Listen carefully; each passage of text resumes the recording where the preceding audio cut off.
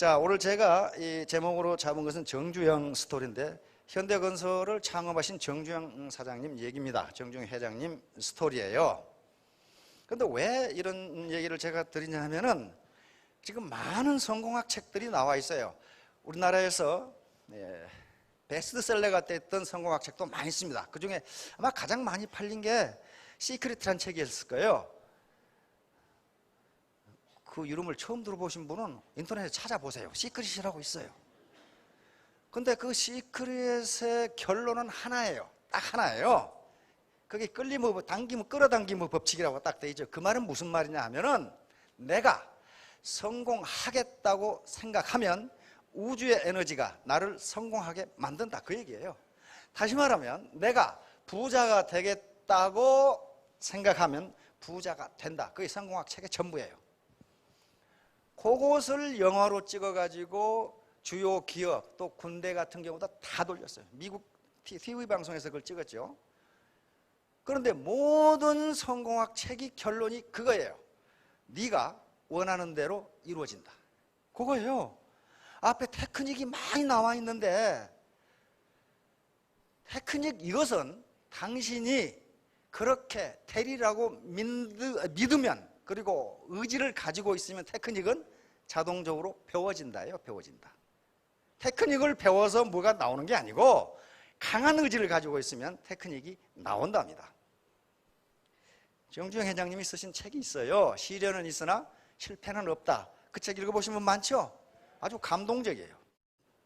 근데 그분의 결론은 뭐냐 하면은 일의 성패는 그 사람의 사고와 자세에 달려있다, 이렇게 결론했어요.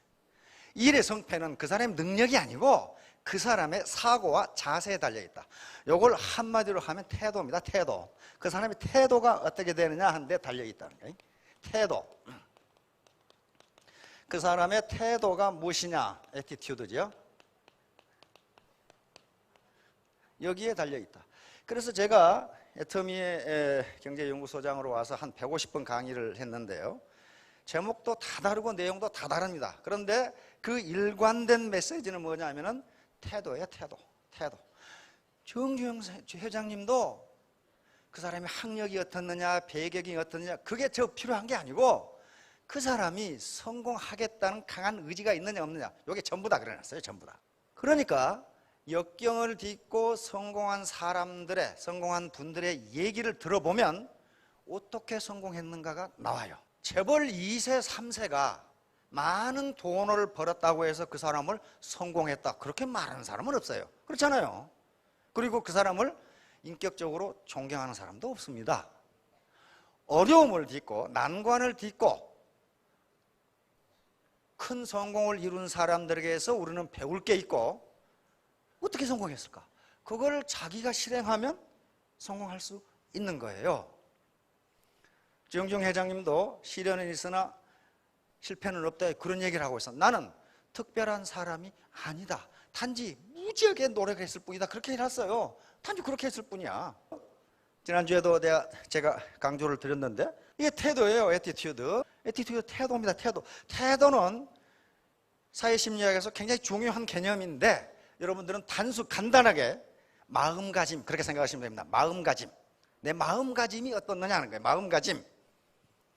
이게 알파벳 순서대로 하면은 이게 100이 나와요. 그러니까 태도가 전부다. 태도가 전부다.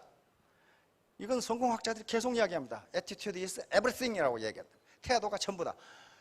당신이 어떤 태도, 어떤 마음가짐을 갖느냐에 따라서 테크닉은 따라서 온다. 그런데 아까 우리 박정수 크라운 마스터 얘기했죠. 자기 능력은 1%밖에 안 된다고 그랬죠. 그건 맞는 말이에요. 자, 여기 A는 1이에요. 1%. 이 능력은요, 1%만 있으면 돼요. 혼자 절대로 안 됩니다. 절대로 안 돼요. 그러고 나서 나머지는 전부 태도예요. 트러스트, 신뢰. 고객에게 신뢰 얻으려면 어떻게 해야 돼요? 거짓말하면 안 되죠. 마음가짐이. 그리고 성실해야 되죠. 부지런해야 되죠. 게을러 빠지고 불성실한 사람을 믿는 고객이 어디 있어요?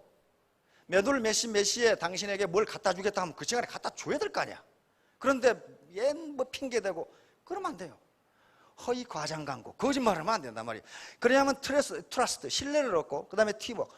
요 네트워크는요, 문자 그대로 휴먼 네트워크이기 때문에 절대로 혼자 못합니다. 굉장히 똑똑한 사람들이 있어요, 이 멤버 중에. 그런데 똑똑한 사람이 성공을 못해요. 근데 그 똑똑한 사람이 반드시 성공을 못하는 것이 아니라 자기가 똑똑하다고 다른 사람들을 무시하는 사람은 성공 못해요. 왜? 팀워크가 안 돼. 네트워크 혼자 하는 게 아니에요. 네트워크의 성공을, 네트워크 그야말로 인간 그물망이니까 고기를 많이 잡으려면 그물망이 커야 되고 튼튼해야 돼요. 아무리 커도 그물망이 찢어져 버리면 그거 고기 못 잡아요. 그렇듯이 자기가 아무리 튼튼해도 자기는 하나의 그물코에 지나지 않아요. 그 그물을 어떻게 튼튼하고 키울 것이냐 하는 문제. 이게 팀워크예요, 팀워크. 그 다음에 인테그리티, 성실성이에요. 인테그리티, 영어의 인테그리티는 정직성과 성실성을 합해놓은 개념입니다. 미 육군사관학교 교훈에 이게 들어있어요. 이게 지침에 인테그리티, 장교는 정직하고 성실해야 된다는 그 개념이에요. 그 다음에 템퍼런스, 절제예요, 절제. 자기가 피곤하고 자기를 과시하고 자기 말만 하고 싶고 그래도 절제를 해야 돼요. 미국의 세일즈왕 책을 읽어보니까 그런 말이 있어. 자기에게 뭔가를 팔러 온 세일즈 아가씨가 있었는데 그 아가씨가 뭘 팔러 왔냐면 보험을 팔러 왔어요. 보험 세일즈 아가씨예요. 자기에게 보험 상품을 팔려고 온 아가씨인데 그 아가씨가 갈 때까지 자기는 보험 상품에 대해서는 아무 관심이 없고 그 아가씨의 보일뚱말뚱한 가슴 그리고 여기까지 올라온 치마, 그것 때문에 정신이 혼란해서 그 아가씨가 무슨 보험을 팔러 왔는지 도대체 생각이 안 난다고 그래놨어. 990원짜리 칫솔을 팔러 가면서 벤츠를 타고 가면 칫솔은 안 보이고 벤츠만 보인다 그런 말이에요. 이게 절제예요, 절제. 아무리 그런 거 하고 또 자기를 과시하기, 자기가 얼마나 유식한가를 과시하기 위해서 어려운 말을 쓰고 설명을 하면요, 상대방이 알아듣지를 못해. 무슨 말인지를 몰라. 눈물이 떨어진다 그러면 될 걸 안수가 낙한다 그러면 알아듣겠어요? 절제예요. 누구 눈높이에? 고객의 눈높이에 맞춰야 됩니다. 유나이티드 하트, 이게 가장 중요해요. 합심. 재심 합력할 때 합심. 마음이 하나로 합해지지 않으면요 성공 못합니다. 그 다음에 딜리전스, 근면이고 마지막 에티켓트. 반드시 예절을 지켜야 돼요. 말을 함부로 한다거나 반말을 한다거나 상대방을 무시한다거나 절대로 안 됩니다. 에티켓. 그런데 자신이 있는 분들이 에티켓을 지켜요. 실제로 어떤 컴플렉스를 가지고 있거나 자신감이 없는 사람은요 좀 무례합니다. 무례해요. 무례해. 상대방 말을 경청하지 않고 자기 말만 떠버리는 사람은 그건 뭔가 좀 이상한 사람이에요. 컴플렉스가 있는 사람이에요. 이런 걸 합하면은 뭐가 되느냐? 애터미 피플이 되는데 이게 신사숙녀이고 신사숙녀가 되면 성공합니다. 우리나라는 황하 문명권입니다. 황하 유역을 중심으로 세계 4대 문명권 중에 하나죠. 우리는 황하 문명권이에요. 황하 문명권이면 중국 문명권 아니냐 그렇게 생각하시는 분들이 계실지 모르겠는데 그렇지가 않아요. 그 당시 황하 문명이 성립했을 때 주나라 시대에 그 또 주나라 하은주 시대예요. 그때 무슨 국경이 있었던 것도 아니고 민족이 따로 있었던 것도 아니고 국가가 뭐 어떤 경계가 있는 게 아니에요. 그냥 동아시아 사람들이 저쪽에서 오면서 어우러져서 황하 문명을 이룬 거예요. 그래서 황하 문명의 잔재가 가장 많이 남아있는 것이 우리 대한민국이에요. 그런데 가만히 생각해 보세요. 중국 수천 년, 한 5천 년 역사라고 그러는데 또 중국은 뭐 자기들 1만 년 역사라고 주장을 하지만은 하여간 5천 년 역사 동안에 중국 대륙에서 생겼다가 없어진 나라와 민족이 얼마나 됩니까? 수없이 많아요. 그렇죠? 수없이 많아요. 가장 최근에 청나라는 누가 세운 거예요? 그거? 누가 세운 거예요? 청나라는 만주족이 세운 거예요. 만주족의 국가예요. 만주족. 근데 지금 만주족 어디 갔어요? 지금 없잖아요. 그 앞에 원나라는 누가 세운 거예요? 이거 몽골족이 세운 거란 말이에요. 징기스칸 몽골족이 세운 거예요. 근데 몽골은 지금 어디 갔어요? 금나라, 요나라, 거란 등등 흉노, 말갈, 돌골 수많은 종족들이 나라를 세우고 한족을 위협하고 그렇게 살았어요. 그런데 지금 다 어디 갔어요? 어디가 없어져 버렸어요. 그렇잖아요. 그런데 살아남은 두 나라가 있어요. 예, 조선과 베트남 두 나라예요. 베트남은 중국의 지배를 1000년간 받았습니다. 그런데 안 없어졌어요. 그렇죠? 안 없어졌어요. 우리는 고구려 그 앞에 부여 때부터 계속 중국 한나라의 침략을 받았잖아요. 고구려 때는 어땠습니까? 저 유럽까지 인류 역사상 가장 큰 나라를 세웠던 징기스칸의 몽골, 그게 중국에 세운 게 원나라죠. 원나라란 말이에요. 근데 우리 고려 항복했어요? 안 했어요. 제주도까지 도망가면서 싸웠죠. 아무것도 없으면서. 삼별초. 워낙 끈질기게 항복을 안 하니까 고려 왕비를 어떻게 했어요? 자기들 공주를 갖다 줬죠. 그렇잖아요. 그러면 공주를 갖다 준 놈이 이긴 거예요? 공주를 받은 놈이 이긴 거예요? 공주를 받은 놈이 이긴 거예요. 그래서 제가 선배 역사학자한테 우리 한민족이 가지고 있는 정신을 상무정신이라고 하면 맞습니까? 안 맞대. 안 맞대. 그러면 화랑정신이라고 하면 맞습니까? 아이, 그것도 안 맞대. 그러면 우리 한민족의 정신을 표현할 수 있는 말이 뭡니까? 그랬더니 없대. 그런데 가까운 말이 하나가 있대요. 가까운 말이 하나가 있는데 그걸 깡다구라고 그러더라고. 깡다구. 역사학자가 한 얘기예요. 깡다구. 깡다구. 가만히 생각하니까 깡다구예요. 깡다구. 일제 36년을 지배했는데요. 그렇게 독립운동을 치열하게 한 민족이 없어요. 생각해보면 어디가 그렇게 했어요? 그렇게 안 했어요. 정말 깡다구 가지고 한 거예요. 우리 독립군들이 만주에서 독립운동을 할 때 그 당시 일본군 중에서 일본 관동군이 가장 셌어요. 가장 강력한 군대였어. 일본 관동군. 그게 관동군 100만이었어요. 그런데 우리 독립군들 신발이 있나 옷이 제대로 있나 무기가 있나 아무것도 없잖아요. 옛날 체코식 뭐 구식 소총 한 자리 들고 있거나 안 그러면 죽창 들고 있거나 그랬단 말이에요. 그 당시 서방 기자가 물었어요. 왜냐하면 서방의 합리주의 사상으로는 이해가 안 되는 거예요. 어떻게 세계 최강의 100만 관동군을 대결해 이기겠다고 저 형편없는 군대가 싸우는가 하는 거예요. 싸우는가. 그리고 물었어요. 내가 보기에 당신들이 이길 승산이 전혀 없는데 뭐 때문에 싸우냐 이게 뭐 때문에? 우와. 그런데 우리 독립군 병사가 했다는 얘기가 세계 전파를 탔어. 뭐라고 그랬냐 하면은 우리는 하루를 살아도 자유인으로 살고 싶다. 그렇게 이야기했어요.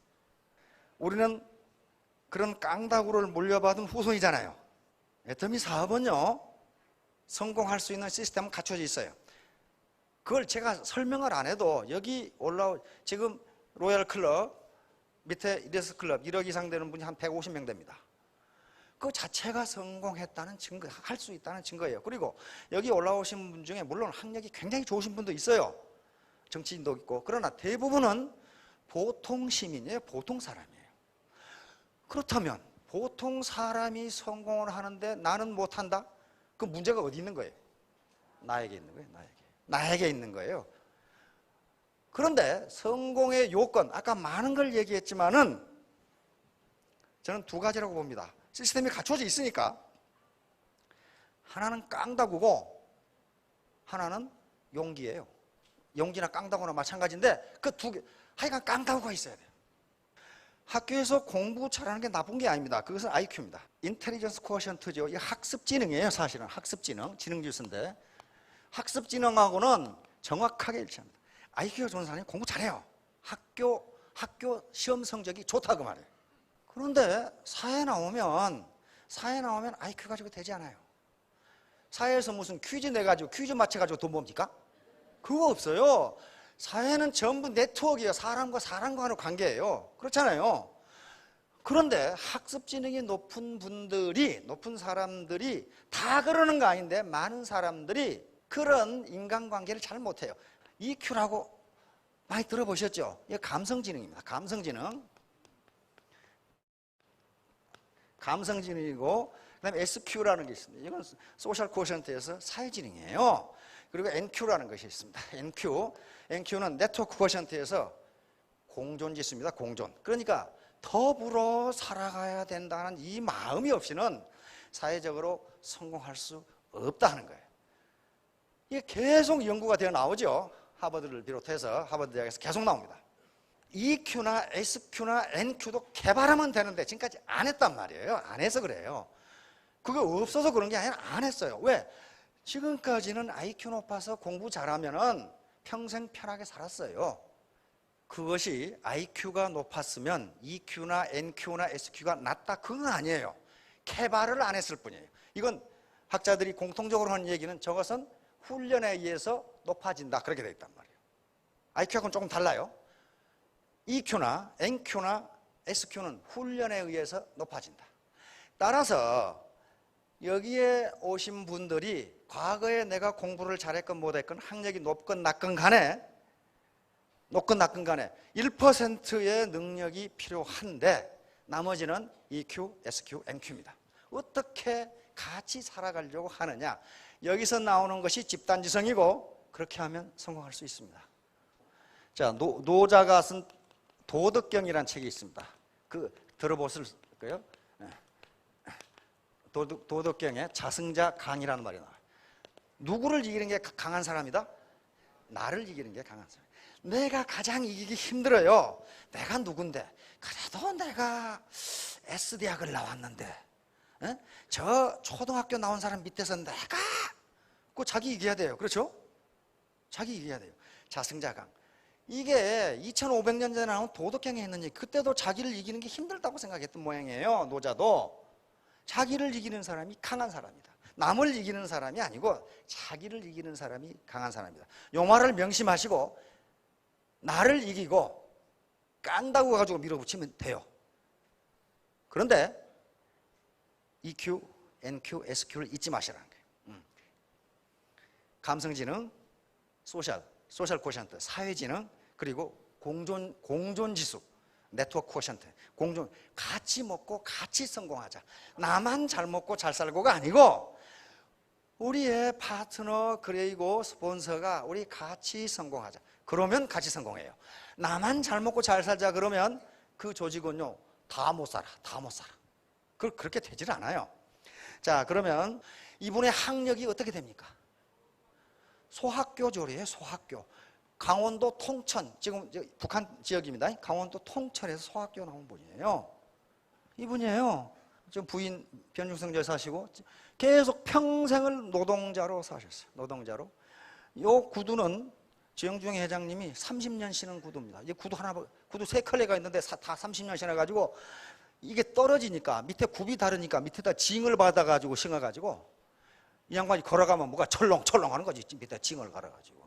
요 재봉틀은 정중 회장님 사모님 변중선 여사가 자기 유일한 재산으로 예지중지했던 재봉틀 하나예요. 정중 회장님이 타계하셨을 때 그 방에 가보니까 뭐가 있었어요?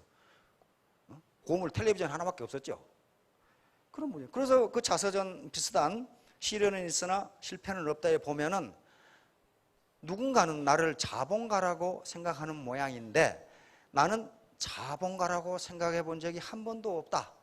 나는 그저 꽤 부유한 노동자일 뿐이다. 나는 제품을 생산해서 시장에 파는 노동자일 뿐이다. 그래놨어요. 이렇게 실제로 또 그렇게 살았어요. 정중 회장의 명언을 한번 봅시다.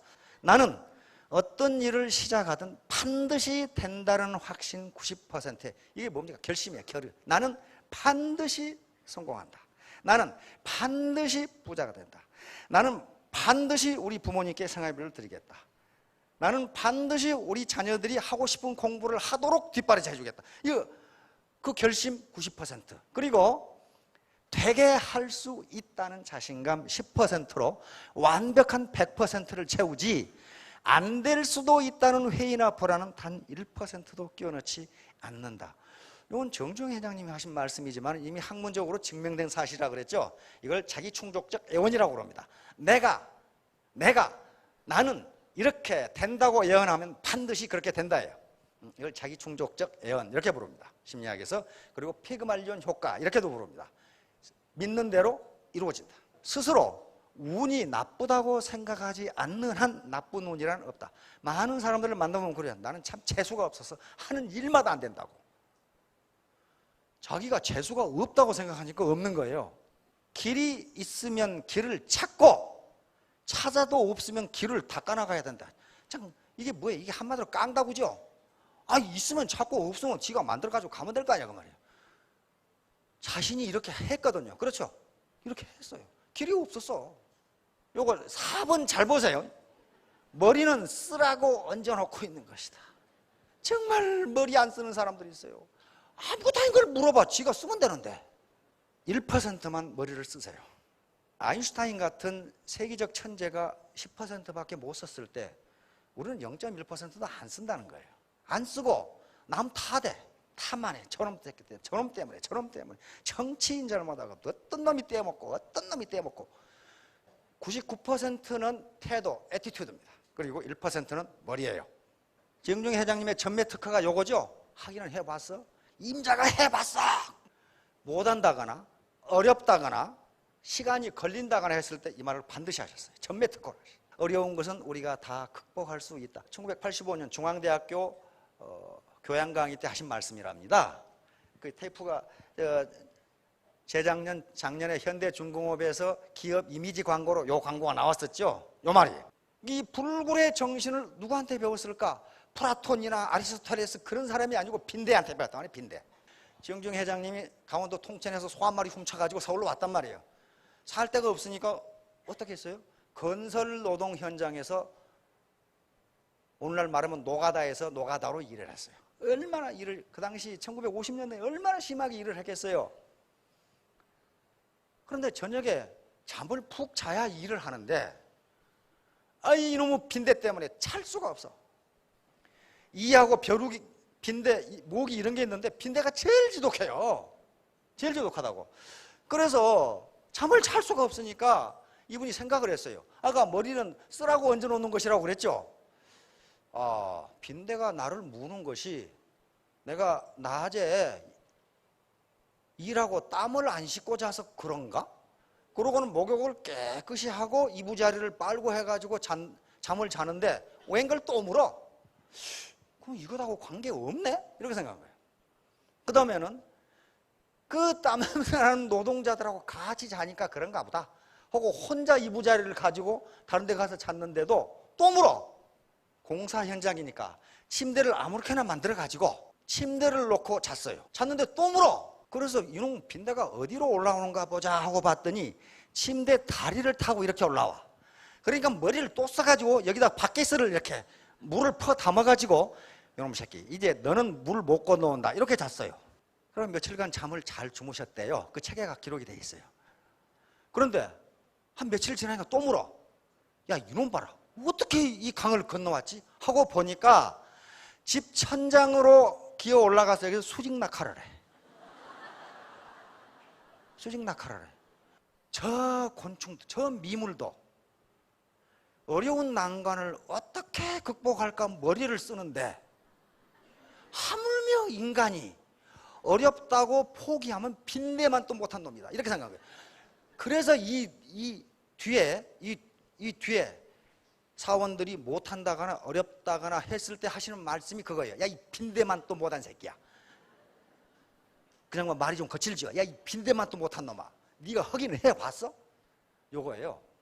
그러니까 그 말을 처음 들은 사원들은 아주 인격 모독을 당해서 왜 나를 빈대한테, 이분은 이 경험을 가지고 있단 말이에요. 빈대도 그 어려운 난관을 이렇게 극복하는데 사람이 어떻게 해보도 않고 못한다고 하느냐.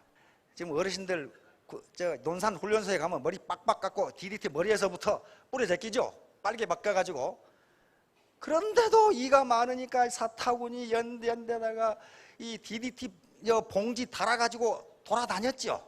우리 여성 사장님들은 제 말이 뭔 말인고 그러실 텐데, 예?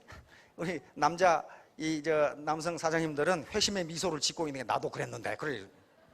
여기에 레이첼 카슨이죠.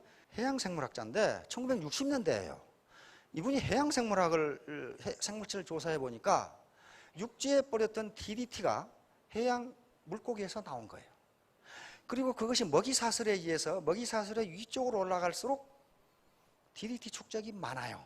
그래서 인간의 과학기술이 환경을 어떻게 파괴하는가를 가장 처음으로 과학적으로 안 사람이에요. 사일런트 스프링, 레이첼 카슨이죠. 침묵의 봄이라는 책을 썼어요. 이걸 출판한다고 그러니까 온갖 신문들에서 협박을 하고 말도 안 되는 소리. 왜냐하면 그 당시 DDT라는 게 환경이라는 개념이 없어. 그리고 DDT가 얼마나 강한가, 얼마나 강한 독성을 가지고 안 없어지는가를 몰라. 각 신문에서 계속 그걸 뜨고, 특히 농약회사라든가 화학회사에서는 아주 매장시켜버리려고 했는데 강력하게 이 책을 출판합니다. 이거 신문이죠. Silent Spring is now noisome. 그러니까 온 미국이 그냥 떠들썩한 거예요. 이거 출판해야만. 이 책이 나오면서 이제 본격적으로 세계 환경운동이 시작되고, 화학약품이 어떻게 환경을 파괴하고 인간의 어떤 질병을 갖다 주는 가 이때부터 운동이 시작됩니다. 그래서 이 레이첼 카슨 여사는 20세기에 가장 영향력 있는 100사람 중에 한 사람. 그리고 이 책은 20세기 가장 영향력 있는 책 중에 하나. 이렇게 돼 있어요. 그러니까 한 사람의 양심적인 지식인이 어떻게 세계를 바꾸는가를 알 수 있어요. 이 뒤에 DDT는 사용 금지가 되죠. 조선소도 짓지 않고 배를 쓰죠. 다 들어보셨죠? 원래 현대는 조선소가 없습니다. 현대 건설 내에 조선사업부가 있었어요. 한 디파트먼트로 조선사업부가 있었는데, 정중희 회장님은 반드시 우리가 조선공업을 발전시켜야 된다고 봤어요. 왜 그렇게 생각했냐면은 조선공업이 기술집약 산업이면서 노동집약 산업이에요. 뭘 잘해야 되냐면 땜질을 잘해야 돼, 땜질을. 근데 우리는 전통적으로 땜질은 기가 막히게 하거든.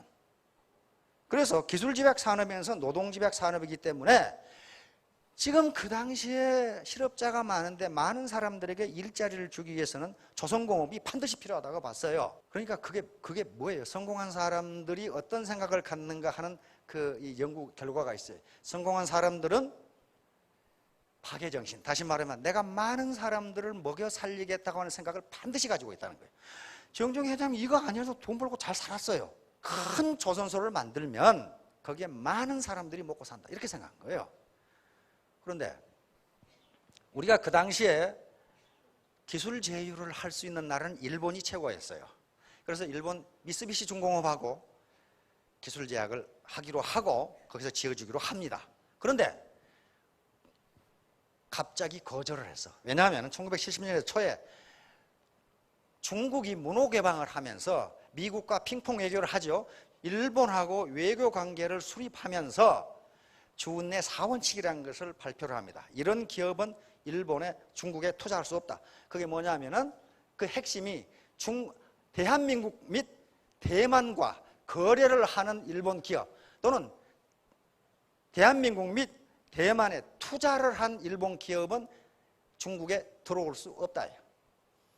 그런데 미쓰비시 중공업의 미쓰비시의 입장에서는 어디가 시장이 커요? 대한민국이 이것보다 중국이 커. 그러니까 정중희 회장하고 약속을 어긴 거예요. 그리고 미쓰비시 또 일본 정부에서 현대건설을 실사를 했어요. 해보니까 기술도 엉망이고 배를 설계할 능력도 없고, 그 만들어봐야 팔 데도 없고, 현대가 만들어봐야 현재 기술 수준으로는 5만 톤급 이상 만들 수 없다, 이 결론을 내려요. 그래서 미쓰비시 철수, 이렇게 됩니다. 일본 기업들이 못하겠다 이거예요. 그래서 정중희 회장님은 이스라엘 기업하고 노르웨이, 이런 북구가 선박 강국들이에요. 노르웨이 기업하고 협상을 했는데 이스라엘 기업과 노르웨이 기업은 지어주겠다 이거예요. 지어주는데 경영권을 자기들이 갖겠다 이거예요. 경영권을. 정중희 회장님 오케이 하겠어요? 아니 이건 죽 써서 개 주는 거 아니야, 그렇게 생각했단 말이에요. 우리가 일은 다 하고 경영권을 저들이 가지고 있으면 알짜 다 빼갈 거 아니야. 그럼 못하겠다, 이게 못하겠다. 그럼 이제 방법은 하나밖에 없어요. 돈 빌려다가 짓는 수밖에 없어요. 그렇죠? 아니 일본 미쓰비시도 안 하겠다. 이스라엘이나 노르웨이 선박회사들은 지어주긴 지어주는데 경영권을 자기들이 갖겠다. 그럼 이게 뭐냐 이게야. 그럼 이게 어떻게 우리나라 기업이라고 할 수 있느냐 이렇게 생각해요.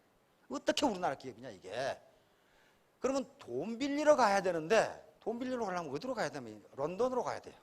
거기에 바클레이즈 은행이라고 있습니다. 바클레이즈 굉장히 큰 은행인데 거기에 돈을 빌리러 가야 되는데 그 은행 자체에서 현대 사람들을 만나주지를 않아. 왜냐하면 그때가 1970년인데 우리는 지금 1차 5개년계 끝나고 2차 진행 중이에요. 거기다가 현대는 조선소 공장이 없어. 별로 만들어 본 적이 없어. 정중 회장님이 달랑 들고 간 게 뭐예요? 울산 갯벌에 갈대 찍어 가지고 갔죠. 거기다가 초가집 매체 그 다음에 소나무 2그루인가 그래요. 찍어 가지고 갔어요. 근데 아직 그 땅도 사지도 안 했어. 그 은행에서 만나주지를 않으니까 롱바톰이라고 하는 영국의 A&P 애플도어스라고 하는 큰 조선소가 있습니다. 그 회사하고 기술 계약을 했어요.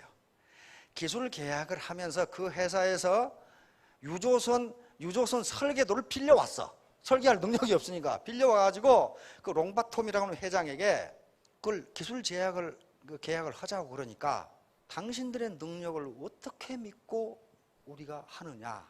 그건 맞는 말 아니에요. 그 당시 한국은 6.25 전쟁만 기억하고 있을 시대니까. 그렇죠? 아유, 답답하지요. 당신이 조선소가 있는 것도 아니고 당신 땅이 있는 것도 아니고 현대건설에 조선사업부가 있다는데 그 능력을 우리가 어떻게 믿냐 이게. 그래서 생각나는 게 500원짜리 지폐예요. 여기에 반드시 뭐가 그려져 있느냐? 거북선이 그려져 있어요. 이게 갑자기 생각난 거예요. 그러니까 꺼내가지고 우리는 1500년대 이순신 장군이 그죠? 1500년대 세계 최고의 철갑선을 만들었다.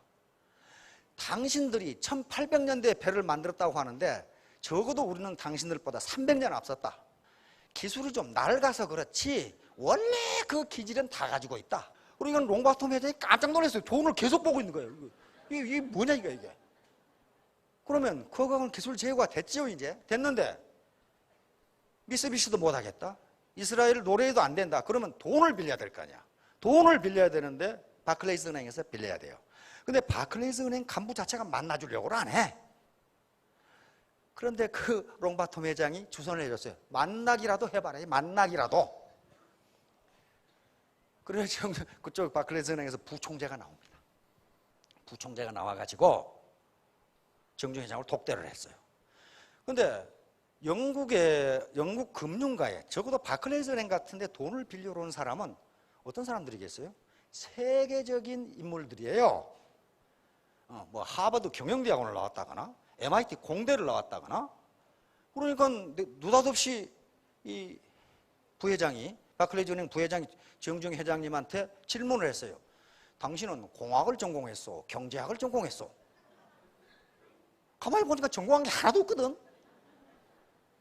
그러니까 바클레이즈 회장은 당연한 질문이에요. 이 사람이 조선소를 한다고 하는 것은 공학을 전공했거나 또 경영자라면 경제학을 했을 것이다. 이렇게 생각하고 당신 전공은 공학입니까? 경제학입니까? 가만히 생각해보니까 전공이 없어. 그래서 유머, 위트를 정중 회장님이 계속 강조하는 게 그거예요. 바클레이즈 은행 부총재하고 면담을 하기 전날 속이 답답하죠. 돈을 빌려줄지 안 빌려줄지. 네? 그래서 아이고 속 답답하고 저 방구석에 있는 것보다는 런던 구경이나 하자. 그리고 옥스퍼드 대학, 윈저궁, 박물관 구경 다녔어. 근데 갑자기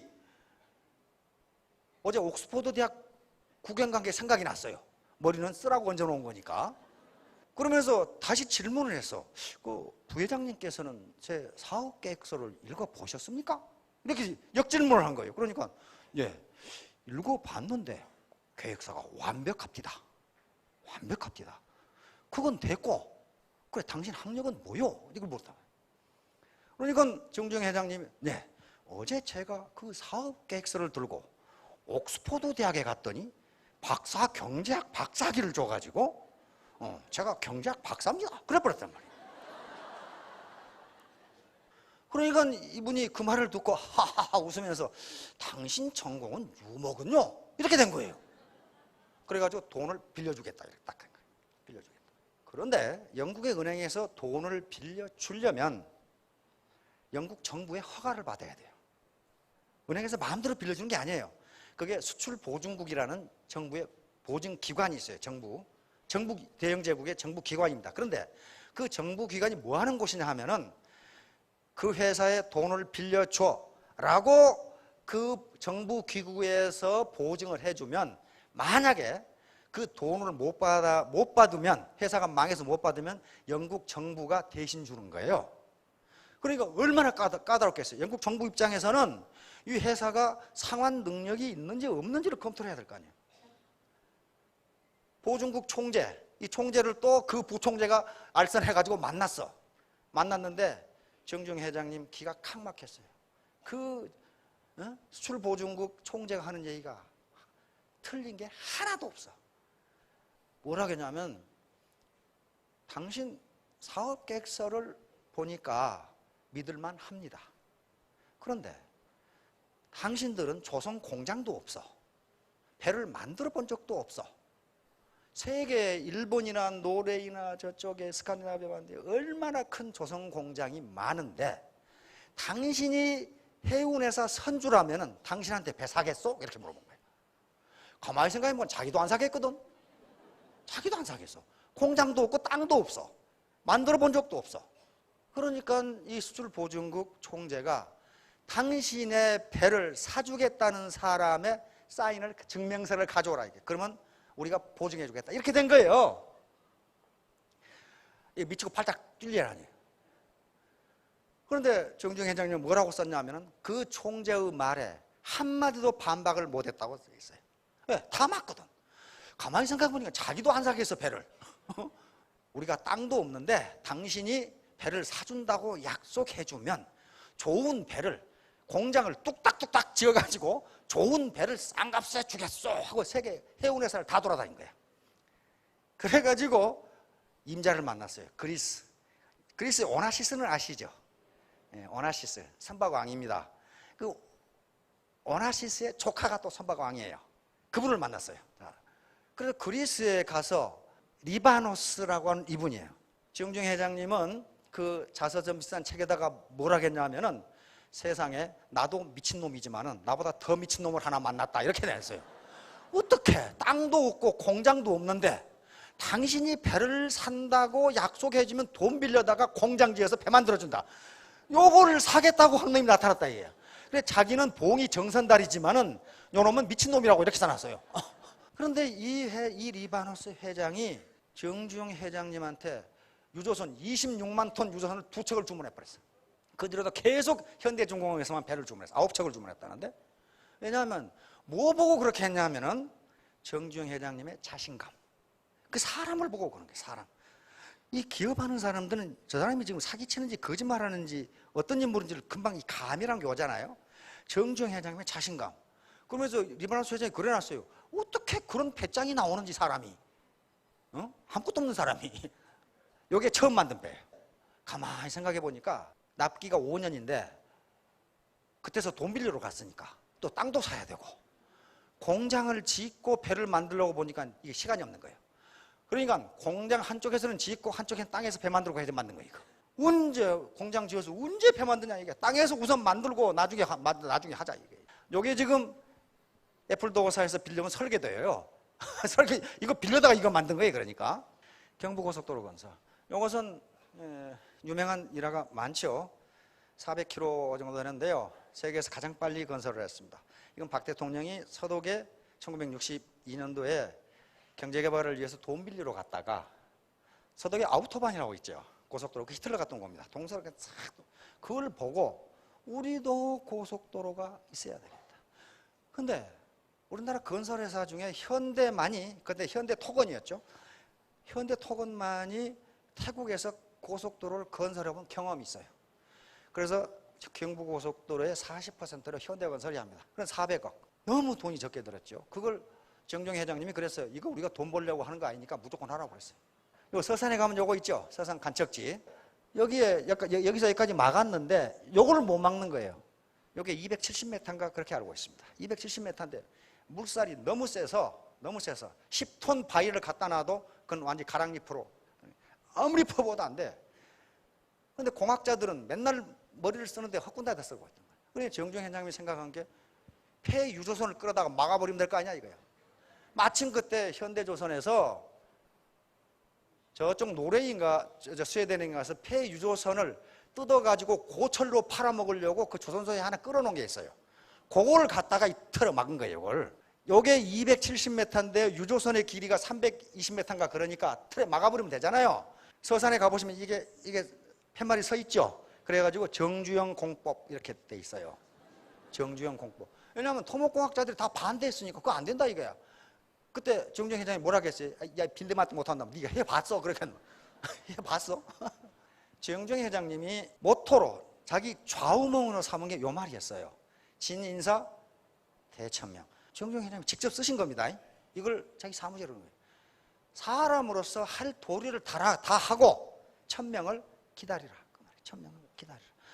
네가 할 일도 안 하고 가난하니 무엇이 안 되니 그런 말 말아요. 일근 천하 문안사 여기 현대에 지금 가운데로 돼 있죠. 인간이 한결같이 부지런하면 천하에 어려운 일이 없다 그 말이에요. 한결같이 부지런하면 천하에 어려운 일이 없다. 그 다음에 백인당중 유태화 100가지를 참으면 그 집안에 큰 평화가 있다 그 말이에요. 아까 절제 템퍼런스 모사제인 성사제천. 이 말은 안중근 의사 휴호입니다.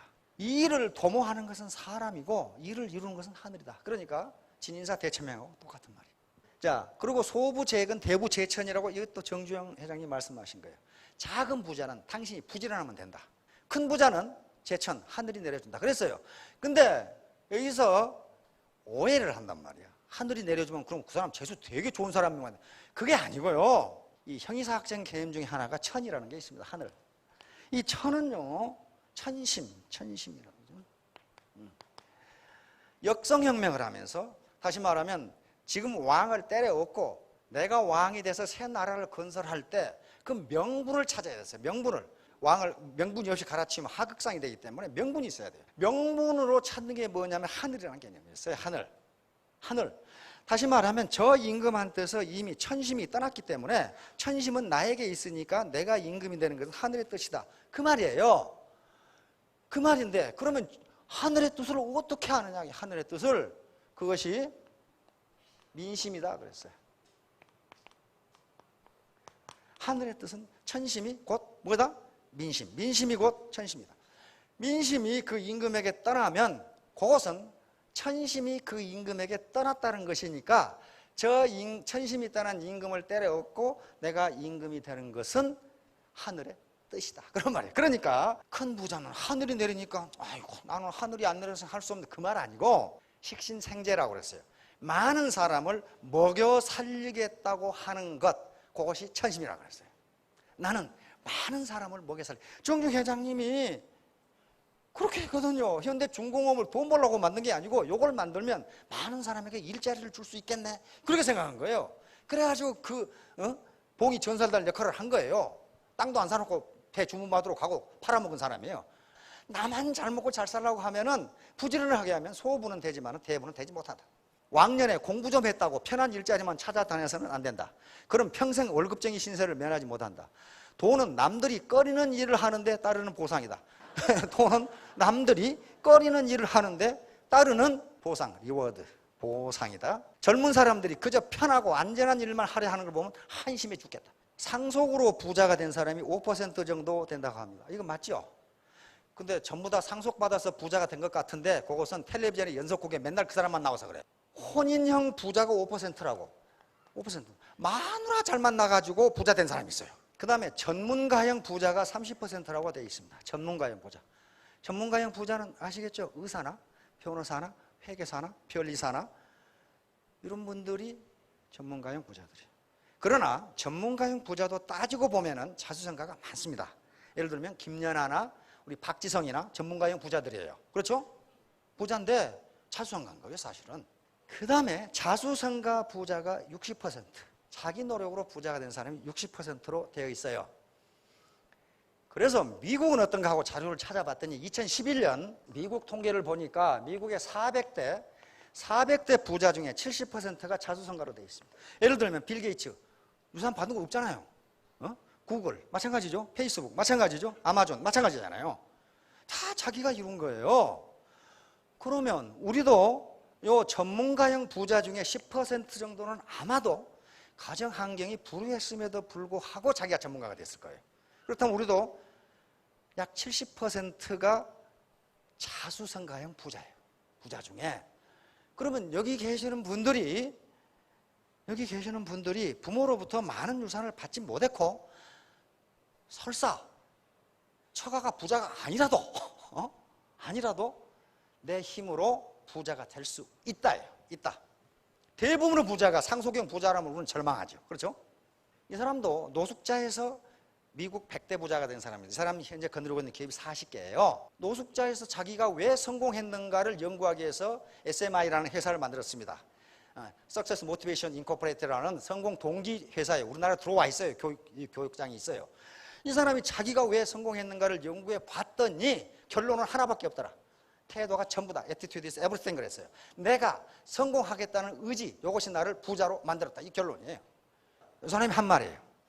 무엇이든지 당신이 무엇이 생생하게 상상하고 ardently desire, 아주 간절하게 원하고 sincerely believe, 그것을 진심으로 믿고 and enthusiastically act upon, 그리고 열정적으로 행동에 옮긴다면 반드시 이루어진다. 자기가 생각해 보니까 자기가 부자가 되려고 하는 생각, 태도가 전혀 없었다고 생각한 거예요. 그래서 27세에 기네스북에 오르는 백만장자가 됩니다. 그렇게 됐어요. 이 사람 말더듬이에요. 말더듬이. 뭐 해가지고 백만장자가 됐느냐? 말더듬이가 보험 외판해가지고 백만장자 된 거예요. 요 한마디로 얘기하면 깡다구입니다. 깡다구. 절대 never give up, 절대 포기하지 마시고, 자승자 강이라고 그랬어요. 자기를 이기는 사람이 강한 사람이다. 강한 사람이 되셔서 3년 후에 전무 로얄 마스터가 되시기 바랍니다. 감사합니다.